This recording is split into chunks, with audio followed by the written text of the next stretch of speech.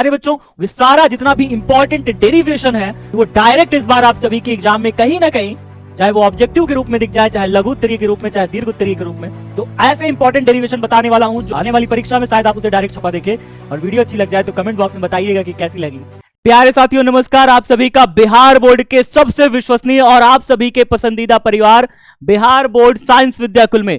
प्यारे बच्चों, एक बार सभी बच्चे पहले तो सेशन को लाइक, शेयर और सब्सक्राइब कर दीजिए, क्योंकि आप सभी का पसंदीदा सेशन आ चुका है जिसमें आज मैं बताने वाला हूं कि फिजिक्स के वे कौन कौन से टॉपिक है, वे कौन कौन से डेरिवेशन है जो आप सभी अगर पढ़ के गए तो उन डेरिवेशन को पढ़ने से ये होगा क्या कि वो डायरेक्ट इस बार आप सभी के एग्जाम में कहीं ना कहीं, चाहे वो ऑब्जेक्टिव के रूप में दिख जाए, चाहे लघु उत्तरीय के रूप में, चाहे दीर्घ उत्तरीय के रूप में, चाहे प्रूविंग करने के लिए लघु में दिख जाए, चाहे दीर्घ में दिख जाए, इन्हीं से हो सकता है कि परिभाषाएं निकल के पूछी जाए। तो प्यारे बच्चों, वे सारा जितना भी इंपॉर्टेंट डेरिवेशन है जो आपको तैयार करना है ताकि सीधा आपकी परीक्षा में वो पूछा जाएगा।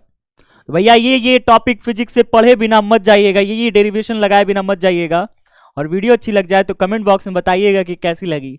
ठीक है, तो चलिए स्टार्ट करते हैं। सबसे पहले स्टार्ट करते हैं इंपॉर्टेंट डेरिवेशन कक्षा 12 का पहला चैप्टर से स्टार्ट करते हैं, चैप्टर वाइज बात करते हैं। तो विद्युत द्विध्रुव के कारण तीव्रता अक्षीय और निरक्षीय में, ये वाला डेरिवेशन आपको अच्छे से आना चाहिए।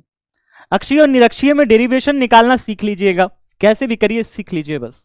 ठीक है, क्योंकि आपकी परीक्षा में ये आने वाला है, आया हुआ है, आने की संभावना फिर से है। ठीक है भाई, बहुत इंपॉर्टेंट है। बल आघूर्ण का डेरिवेशन आया हुआ है, फिर से आ सकता है, इसलिए आपको आना चाहिए कि वैद्युत द्विध्रुव में, वैद्युत क्षेत्र में कोई द्विध्रुव स्थित हो उस पर बल आघूर्ण कितना लगेगा। साथ ही साथ गॉस की प्रमेय का प्रूविंग आना चाहिए। अनंत लंबाई के चालक तार के निकट तीव्रता, ये आना चाहिए। इसके आगे बात करें तो कोई अगर चालक पृष्ठ है तो उसके पास में कोई अगर तीव्रता निकालने का कोई बिंदु है तो वहां पे तीव्रता निकालने का व्यंजक सिग्मा अपॉन में 2 एप्सिलॉन नॉट, ये आपको आना चाहिए। अगर बात करें चैप्टर 2 से कौन कौन इंपॉर्टेंट है, यानी विद्युत, स्थिर विद्युत विभव और धारिता से कौन कौन से इंपॉर्टेंट है साथियों, तो ऐसे इंपॉर्टेंट डेरिवेशन बताने वाला हूं जो अगर आपने तैयार कर लिए तो इस बार परीक्षा में आएगा सीधा उसी से। तो भैया एकल आवेश के कारण विभव, ये डेरिवेशन आपको आना चाहिए। इसी से न्यूमेरिकल भी आ सकता है, इसी से न्यूमेरिकल बन जाएगा और इसी से एकल आवेश के कारण विभव डेरिवेशन भी आ जाएगा। ठीक है, द्विध्रुव के कारण विभव ये आया हुआ है, फिर से पूछ सकता है द्विध्रुव के कारण विभव निकालना। साथ ही साथ और देख लीजिए कौन कौन से डेरिवेशन इसमें इंपॉर्टेंट है।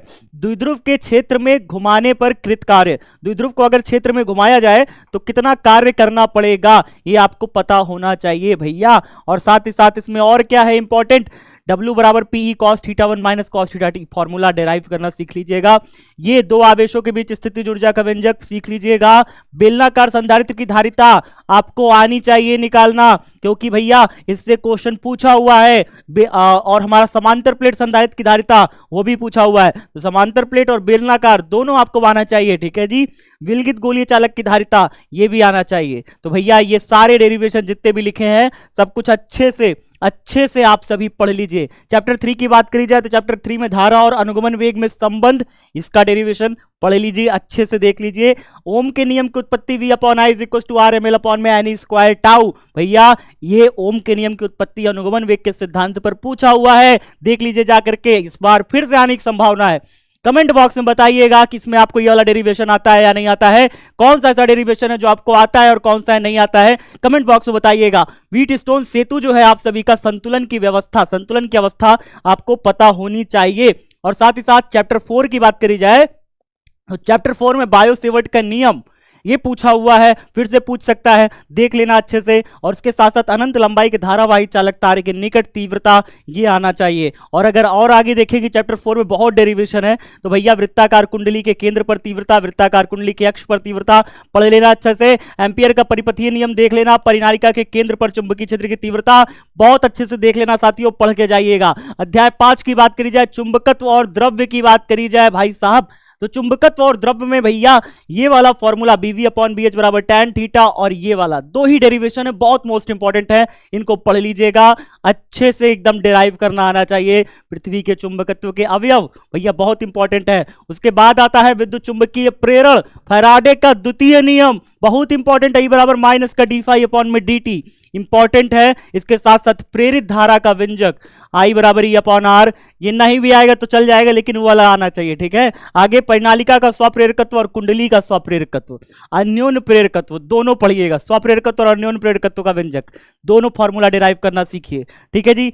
अध्याय नंबर 7 देखा जाए प्रत्यावर्ती धारा, तो प्रत्यावर्ती धारा में जो माध्य मान का व्यंजक है Im is equal to 2I0 upon में पाई, बढ़िया से पढ़ लीजिए। उसके अलावा वर्ग माध्य मूल मान का जो व्यंजक है उसको अच्छे से निकालना सीख लीजिए। IRMS बराबर I0 अपॉन में √2। साथ ही साथ LCR परिपथ का शक्ति गुणांक cos फाई बराबर R बटे जेड कैसे आया है, माध्य शक्ति, औसत शक्ति, व्यय, ये सारा formula PV is equal to क्या हो जाएगा, P एवरेज बराबर ERMS into IRMS into cos phi, उसको निकालना सीख लीजिए। cos फाई का व्यंजक, प्रतिबाधा निकालना सीख लीजिए भाई। ये सब चीजें आपकी परीक्षा में आ सकती है। साथ ही साथ औसत शक्ति व्यय, यही की बात कर रहा था, ये भी आपकी परीक्षा में आ सकता है निकालने के लिए व्यंजक, ठीक है। और क्या निकालने के लिए आ सकता है भैया, अध्याय 8 विद्युत चुंबकीय तरंगे, ये चैप्टर तो एकदम थ्योरेटिकल चैप्टर है, थ्योरी है पूरा, ठीक है। लेकिन इसमें कुछ कुछ डेरिवेशन है, जैसे E naught upon B naught is equal to C 1 upon under root mu naught into epsilon naught बराबर सी, ये सब चीजें आपको पता होनी चाहिए। विद्युत ऊर्जा घनत्व और चुंबकीय ऊर्जा घनत्व का अनुपात 1 होता है, जैसे ये हमने दिखाया। कुंडली में संचित ऊर्जा का फॉर डेरिवेशन ये आना चाहिए, आना चाहिए। अगर इसमें से कोई भी डेरिवेशन आता है तो बताइए कमेंट बॉक्स में, हाँ सर मुझे ये वाला आता है, कमेंट बॉक्स में बताइएगा करके भर दीजिए कमेंट, ये वाला सर आता है मुझे। किरण प्रकाश की और प्रकाशिक यंत्र में ये वाला डेरिवेशन है भैया, n बराबर 1 अपॉन साइन सी, और ये हमारा अपवर्तन का सूत्र है, ये आना चाहिए आपको। लेंस मेकर फॉर्मूला का डेरिवेशन है 1 upon F is equal to 1 upon B minus 1 upon U, ये पूरा डेरिवेशन जितना लिखा है तैयार कर लो अच्छे से। और प्रिज्म का अपवर्तनांक देखा जाए तो प्रिज्म का अपवर्तनांक का फॉर्मूला प्रूविंग आपको आना चाहिए। साथ ही साथ ये वाला न्यूनतम विचलन कोण का, कोणीय बल विक्षेपण का, थीटा बराबर इतना, ये सारा कुछ कोणीय बल विक्षेपण का पूरा फॉर्मूला। आवर्धन क्षमता चाहे वो दूरदर्शी की हो चाहे सूक्ष्मदर्शी की, प्रूविंग करनी आनी चाहिए विद डायग्राम, डायग्राम के साथ भैया, इंपॉर्टेंट है। अध्याय नंबर 10वां देखिए तरंग प्रकाश की, क्या है तरंग प्रकाश की, फ्रिंज की चौड़ाई का व्यंजक बहुत अच्छे से प्रूव करना आना चाहिए। महत्तम और न्यूनतम तीव्रता का अनुपात, और ये सारा कुछ रिलेशन भैया ये पूरा अच्छे से आना चाहिए। ब्रूस्टर का नियम मोस्ट इंपॉर्टेंट देख लेना, मैलस का नियम बिल्कुल अच्छे से मत भूलना। ब्रूस्टर का नियम क्या होता है, प्रूविंग आती है, कमेंट बॉक्स में बताइए, हाँ सर आती है।